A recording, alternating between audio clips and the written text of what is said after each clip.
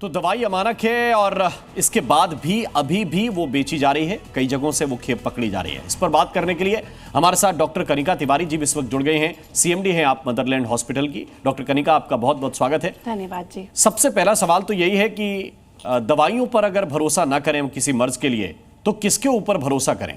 और जो केमिस्ट की दुकान पे मिल रहे हैं, जिसको डॉक्टर अपने पर्चे में लिखकर दे रहे हैं, अगर उन पर भरोसा ना करें तो फिर किस पर करें? और ये कैसे हो जाता है? आप कुछ बता सकते हैं दर्शकों को कि ये कहां चूक होती है, कैसे होती है कि दवाइयां भी जहरीली हो जाती हैं? जी देखिए, बहुत जगह से चूक हो सकती है। सबसे पहले तो हमें अपनी सरकार पे भरोसा करना चाहिए कि वो थोड़ा सा जो ये ड्रग कंट्रोल हैं, मैन्युफैक्चरिंग यूनिट्स हैं, उन पे थोड़ा सा ज़्यादा नियम की सख्ती लाएं।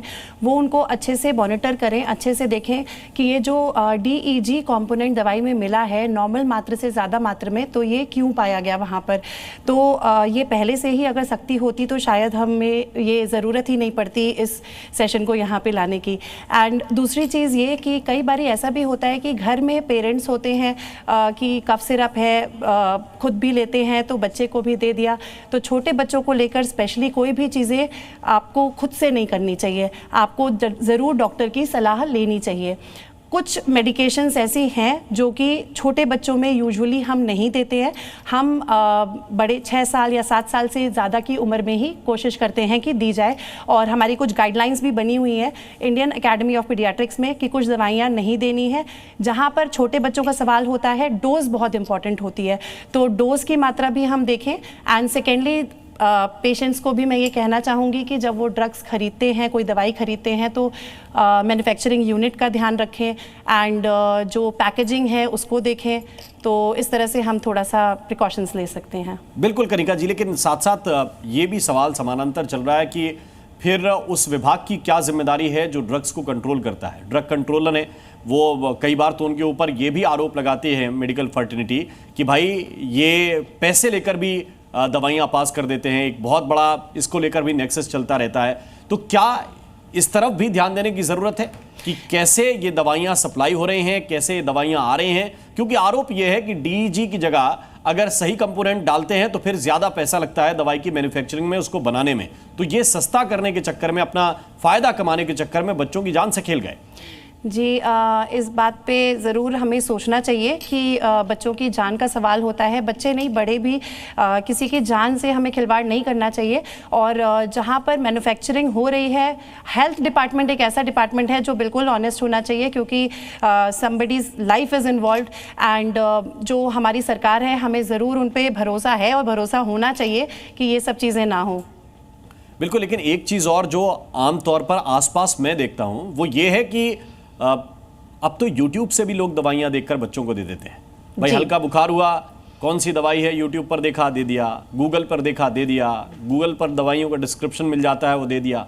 क्या करना चाहिए ऐसे में पेरेंट्स को, खास तौर से खांसी, सर्दी, जुकाम, हल्का बुखार ऐसे मामलों में? जी बिल्कुल, आप सही कह रहे हैं। उसी पे मैं फोकस करना चाहूँगी कि जैसा आमतौर पे कई बारी घर में होता है कि छोटी मोटी दवाइयाँ, चलो 2 चम्मच कफ सिरप हम लेते हैं, तो बच्चे को खांसी है तो बच्चे को कफ सिरप 1 चम्मच दे दी। और बिल्कुल भी ऐसा नहीं करना चाहिए। पीडियाट्रिशियन की सलाह लेनी चाहिए, क्योंकि जो डोजेज़ होती हैं बच्चों की वो बहुत ज़्यादा ज़रूरी होती हैं। थोड़ी सी भी ज़्यादा डोज जानलेवा हो सकती है। और खांसी जो होती है, आमतौर पर जो बच्चों की खांसी होती है वो उसको सप्रेस नहीं करना चाहिए, उसके कॉज को ढूंढना चाहिए। लाइक कई बारी ये खांसी निमोनिया की वजह से हो सकती है, एस्थमा की वजह से हो सकती है, नॉर्मल वायरल इन्फेक्शन हो सकता है।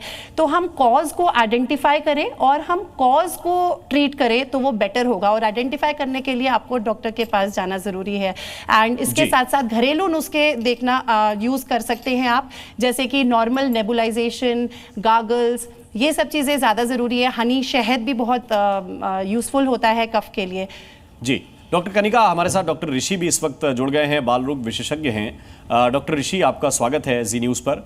सबसे पहले आप जब इस पूरे मामले को देखते हैं, आप भी बहुत सारे बच्चों को दवाइयाँ देते हैं, पेरेंट्स आपके पास मरीज के तौर पर बच्चों को लेकर आते हैं, क्या आपके दिल पर गुजरा, क्योंकि एक डॉक्टर भी गिरफ्तार हुआ है जिसने प्रिस्क्रिप्शन लिखा भाई कि ये वाला सिरप आप अपने बच्चे को पिलाइए और बच्चे की जान चली गई, उसकी भी गिरफ्तारी हुई है? जी, ये सुन के इतना बुरा लगता है कि मतलब डॉक्टर्स तो सिर्फ मेडिसिन प्रिस्क्राइब भी कर सकते हैं, एंड अब ये है कि पेशेंट्स खुद भी ओवर द काउंटर इतनी ड्रग्स ले रहे हैं, खुद से ही इतने यूट्यूब से, जैसे आप बता रहे थे, वीडियोस देख के, या फिर खुद से ही अपने आप से किसी से पूछा, किसी की सलाह ली, उससे ड्रग्स शुरू कर दी, उससे दवाई शुरू कर दी।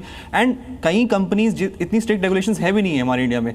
एंड मैं गवर्नमेंट से गुजारिश करना चाहूँगा कि इसमें रेगुलेशंस को और स्ट्रिक्ट करा जाए और अच्छे से स्ट्रिक्टनेस दिखाई जाए, ताकि जो जितनी भी कंपनीज कुछ एडल्ट्रेशन कर रही हैं या कुछ टॉक्सिक सब्सटेंसेस मिला रही हैं, देयर आर सब्सटेंसेस लाइक जो इस ड्रग में मिले हैं, लाइक डाइइथाइलिन ग्लाइकॉल है या इथाइलिन ग्लाइकॉल भी, जो चीज़ें हैं वो बहुत ज़्यादा टॉक्सिक है, and they are very toxic to liver and kidneys which are causing deaths in these small children.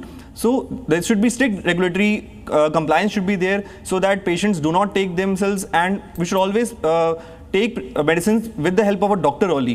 Only doctors prescribe medicine should be given, and not because your pediatrician's advice is the best advice. ये तो समझ में आ गया कि भाई जिन जगहों पे वो चेक होना था या वो टेस्ट होना था वो नहीं हुआ, तभी ये दवाई मार्केट में थी, और इतनी जहरीली दवाई थी कि सीधी जान चली गई, केवल तबीयत खराब नहीं हुई. मुझे आप बताइए, क्या आप लोगों को ये पता होता है, जैसे आपने कहा कि एक टॉक्सिक ड्रग है जो उसके अंदर मिला हुआ है, वो DEG कंपोनेंट है, क्या आप लोगों को पता होता है कि भाई ये दवाई है, उसमें सॉल्ट तो लिखे होते हैं, क्या ये चीज़ें उसमें मिली हुई हैं कि नहीं मिली हुई हैं? क्या आप लोग परख सकते हैं आपके हाथ में है या बिल्कुल नहीं है? कई बार ये चीज़ें मेंशन होती ही नहीं है, क्योंकि कुछ कंप्लायंसेस ऐसी हैं जो ये फॉलो नहीं कर रहे हैं, जो ये कंपनीज फॉलो नहीं करती हैं. इसलिए always we should buy medicine या we should prescribe medicine from a trusted pharmaceutical companies and trusted pharmacy से ही मेडिसिन खरीदनी चाहिए, क्योंकि कई बार ये चीज़ें मेंशन रहती ही नहीं है, and these are all in the drugs medicine के अंदर होती हैं. सो ये अगर ऐसा रहेगा तो कोई भी पकड़ नहीं सकता, even train doctors can't check them.